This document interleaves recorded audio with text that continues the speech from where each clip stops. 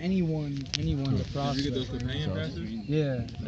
So you flying for like $100 like one way? Yeah, it depends where it's from. Like California to here is like probably $70 or so.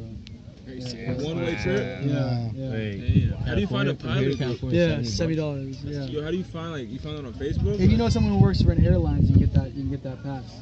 That's crazy. Like if you know somebody, then you can get that pass. And Josh knows somebody that works for you're an airline. He knows someone who owns an airline. But imagine how much that's gonna let you like travel too. You know, to your different teams and network. And were you in a Facebook group? Is that what you're talking about? Like, nah. Yeah. Like I was in a Facebook group. No. I need to be on that. You just type in pilots, like. Yeah, like American Airlines pilots, American Airlines. I get the wrong type of pilot. You know? Yeah. Nah, dude, there's so many different groups though, you know? Yeah. So many different groups, so. Yeah. Yo, what would you say as far as like people who tell you, yeah, this day I'm gonna have the money and I'm gonna pay, and then like you hit them up to follow up and I'm like, yo, today's the day, you ready to get it, and it's like they flake on you, they're ducks. Do you even follow up with those people? I just be real with somebody. I just say, hey, listen, I was trying to help you out, and if you're not about it, if you're not about the opportunity or getting back, then honestly, I don't have time. I don't want to waste your time or mine. I'm trying to help you out. I'm building a global business. I have people, getting involved, or I'm telling people every single day about this business. And I don't have time for people who do not want it as much as I want it. Yeah. Not like, oh, come on, please sign up or please watch this video. People do not want to feel like you're thirsty needed. for them. Yeah, like they're needed. So you want to kind of be like, hey, listen, I don't need you for my business, but I want to help you. If you're not about this, if you're not interested, just let me know. And I'll stop messaging you. Not a lot of people who are like, well, hold on. Let's set up a time. Let's do it later tonight. You know what I mean? So at the end of the day, we ended up talking anyway. But it's like they got to know that. Hey, you'll cut them off if anything, if they keep on doing that. Because you can go out, the time you spent doing that, you go out and talk to new people. You can get new people on board, And no time for me to be like trying to follow up with you, saying when you're gonna get your check. Like, you should come to me. Yeah. People always tell you that, like, yo, this day I'm ready to go. Like, yeah, I always tell people, I don't even think, if you're not a global executive yet, or an executive, or a founder 3 or founder 4 yet, act like you are. Define what rank that you think you're worth. What I said is I said I'm worth founder 6. Like even just at first, because I was thinking big, but founder 6 was huge to me at that point, and I was like, I'm worth $8,000 a month. I'm worth my car and travel being paid for. And I defined that, and I acted like I was a founder 6. Was I F6 or no? People didn't ask me, well, how much money are you making? Because I had that posture of, yo, I don't even care how much money he's making. I'm gonna get involved with him because I want to join him. Because he's passionate, he's confident. I'll be telling somebody at the airport next to me that they won't even know what network marketing is. They say, geez, you're passionate about it. You're confident. You know what you're doing. You're a network marketing professional or an entrepreneur. Let's link up. When I get home, I'll check out your site. We'll network a little bit. They tell me what they want to do with me, because they see a passion to it. You know what I mean? They see a confidence where some people, here's my business card, check it out. Get back to me if you're interested. Like, it's like that person could have been your Austin or your Julian or somebody. You know what I mean? So you just want to make sure that you qualify people, but in the sense that anyone's a prospect, literally anyone. You're holding court right now. Keep it going. I'm sure. So what do you do when you're talking to somebody who is already involved with network marketing, and you already know they might be a major leader in another company? Like, do you change your approach at all, or do you just like? Yeah, no. I mean, what I usually do is I just establish the relationship. I mean, what I did with a lot of people is I said, okay, I'm gonna be ranking up in this company. They're gonna watch what I'm doing, or I'm gonna ask them how their business is going, because something's gonna happen. They're gonna contact you and say, hey, you're doing pretty well in this business, or maybe a couple days later, if they're a top leader, you establish a relationship, ask them how their business is going, ask them how everything's going for them, and then, maybe a couple days later, say, hey, we had a conversation the other day, I'm working on something huge as well as yourself, but I really thought of you with this because we would kill it together. You know what I mean? Like the conversation that we had, I can already tell that if you just look at this business and have an open mind, and you already have an open mind anyway, entrepreneurs, you'll talk to, let's say 10 entrepreneurs, you'll get possibly 2 or 3 involved. You'll talk to 10 people, maybe 1 person will get involved.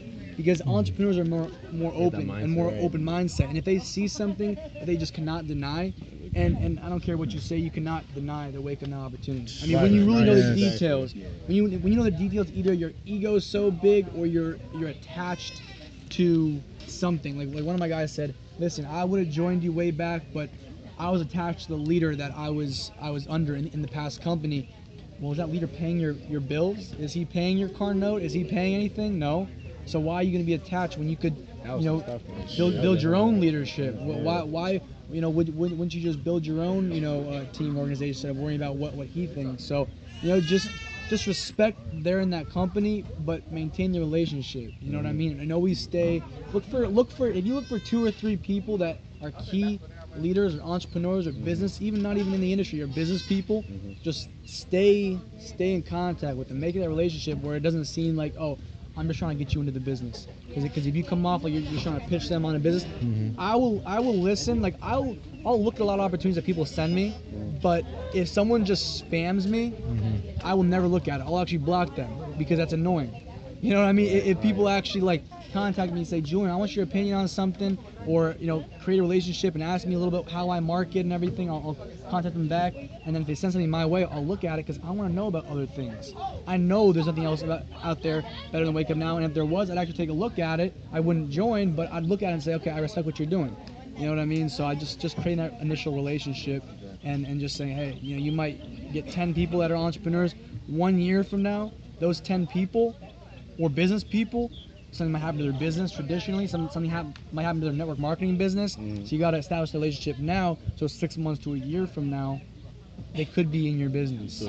Yeah, exactly. And I had a friend that was in 9 months. I told him when he first joined to establish the relationship right when he first started with other people that he thought highly of. Establish the relationship, hit F3, and then he started ranking up, hitting F4, F5. But people started to see what he's doing. Things went sideways with their businesses, and then they ended up getting involved with him. Right. And then now he's just steadily ranking up. It took time, but it was worth it. And as you said, you already had left the door open for him, and like he's seeing it, he's also believing it. And I feel exactly what you're saying. Yeah. That's great. Yeah. Just real quick, how do you go about cold marketing? How do you go about it? Yeah.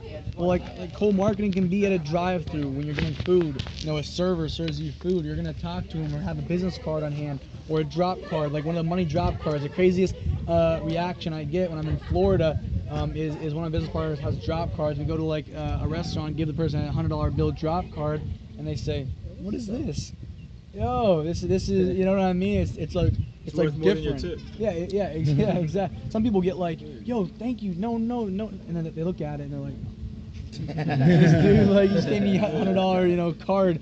But no, it's just like kind of taking yourself out of the picture and not worrying about a sign up, and then looking at people. I call it like business psychology. Looking at someone's emotions, like I looked at the guy at KFC, and I said, this guy needs an opportunity. This guy needs something different. And I looked at him, and I talked to him, and now he's making $600 a month. He's a founder 3.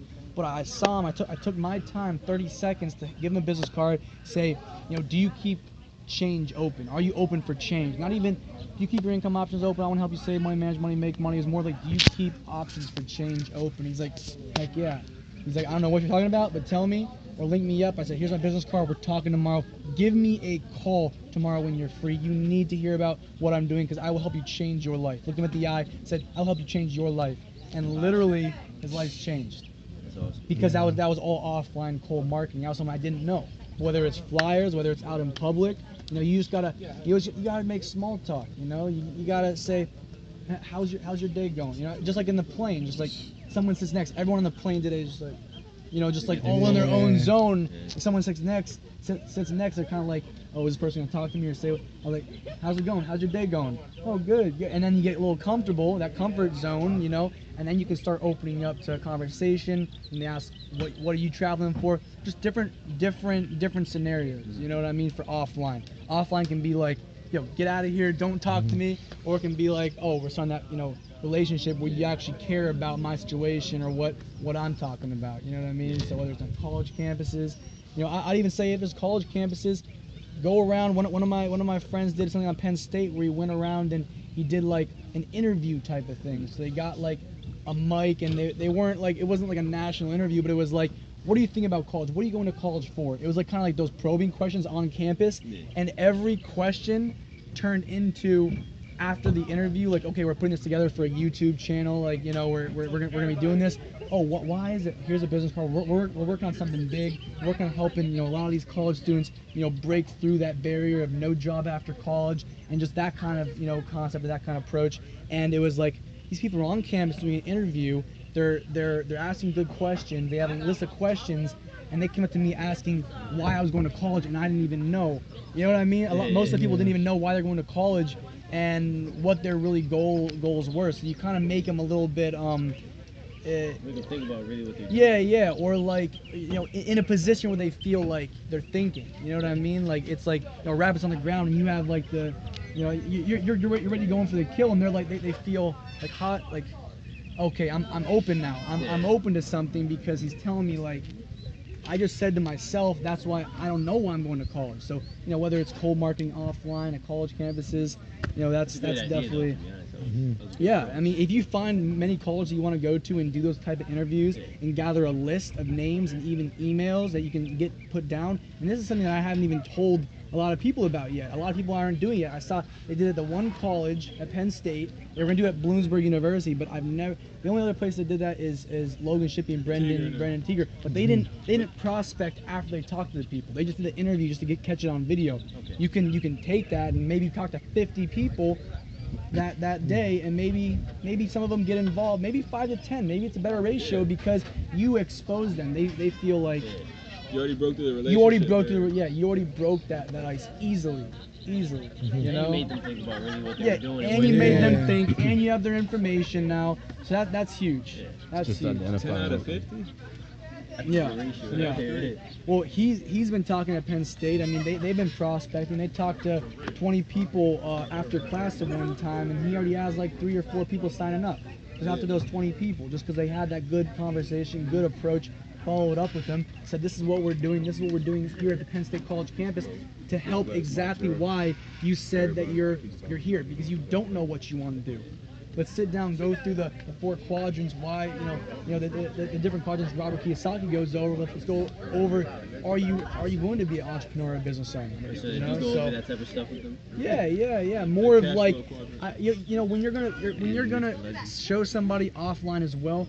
People, if you sit them down and say, here's Wake Up Now, here's a savings, here's this, it's like you sit them down, you show them a Robert Kiyosaki, you know, 4 quadrants, you know, they're going to be like, okay, this makes complete sense. You know what I mean? You're going to show them, you know, a chart like, listen, this is our college demographic debt ratio. This is the amount of people that are graduating with no debt. We need to help them, and these are the numbers for helping people. You know what I mean? And then we have a vehicle to help people do that. You know what I mean? It's not just like I'm just telling you about this. We have a vehicle to help the average person get out of debt, or the average, you know, person our age graduate with no debt or in a better financial position. You know, what you're saying so is that, like, you really want to show them what's going on first, Yeah. instead of just really showing them what you're trying to get them on. As you get to people's emotional side, Exactly. you know, it tends to work a lot better. And what I really learned from AT&T, more than anything there, is everyone else in the call center, all they were doing was selling, like, okay, this phone has a 9 megapixel camera on it, it's fast phone, you know, you could blah blah blah do this and do that. What I did is I shared the after effect of what would happen if they bought 50 cell phones from me. They would be able to stay more connected. It'd make more money and more revenue from their business being faster, you know, phones. So I thought of vision, and that's why I was 20 years old with a call center of 60 people, and I was making probably a lot more commissions than most of those people in the call center, because they were all doing what everybody else was doing. But, you know, to tie into Wake Up Now, when you're sharing it with somebody, what's the outcome of how you can help them with their life? You know what I mean? Like, they're there now hearing about an opportunity, hearing about savings and cell phone bill, but can you help them get out of debt, or tailor it to their situation with their parents or family, and how you can help them go forward into the future, or help them pay off that new car that they want, or travel. Yeah, like, the opportunity is great here and now, but what can their life look like a year from now? You need to make sure that they understand that we live paycheck to paycheck, weekend to weekend, month to month, you know, party to party, but they need to start thinking long term. So you're here to say, how would your life look a year from now if I had an opportunity where, if you work this for the next year, you could possibly create generational wealth for generations. And that's what I've done in 15 months. It's crazy to think, but you have the same exact focus for other people. Even if it takes someone 4 years, the average college degree takes 4 years. You know, and you're not getting paid while you're going to while you're going to school. Yeah. You know, you're in debt so much. By the time you graduate, you're like, well, I hope I can get my job. You know, well, what if you worked network marketing and made it a 2-year degree? You know, it's a 2-year degree to graduate and be making